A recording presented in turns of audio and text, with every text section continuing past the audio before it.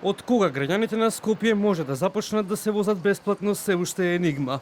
Градоначалничката на град Скопје Даниела Арсовска, без детали во јавноста, по нејзиниот избор да градоначалствува со градот. Ветувачката идеја за бесплатен јавен превоз остана недоречена.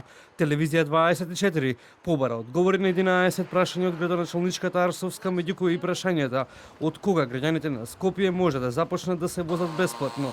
Дали град Скопје планира да ги пренамери парите кои ги има добиено за спроведување на БРТ системот за да ја реализира идејата за бесплатен јавен превоз, но единствен одговор на сите новинарски прашања е дека следат средби со ЕБОР, а во тек е и анализа на документацијата за БРТ проектот во град Скопје, пошто ќе излеземе со конкретни одговори за јавноста. Телевизија 24 побара одговори од Европската банка за обнова и развој.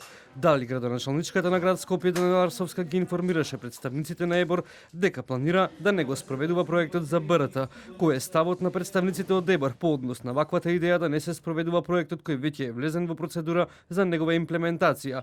Дали се планира повлекување на парите доколку не се спроведе проектот? Постои ли можност доколку не се спроведува проектот парите да се пренаменат за купување на 250 автобуси како што и најави градоначалничката на град Скопје Даниела Арсовска? Ќе го изгубили државата заемот од 70 милиони евра ако не се воведе БРТ превоз?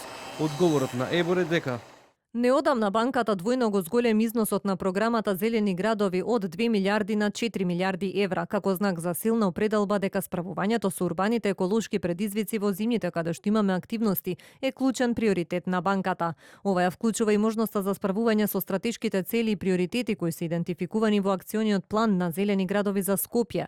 Заедно со градот ќе продолжиме да се ангажираме во имплементација на приоритетите идентификувани во акциониот план на Зелени градови. сегашниот јавен транспорт е концепт стар повеќе од 40 години, е правен за потребите на тогашното Скопје за да ги задоволи потребите на Скопје до 1984 година.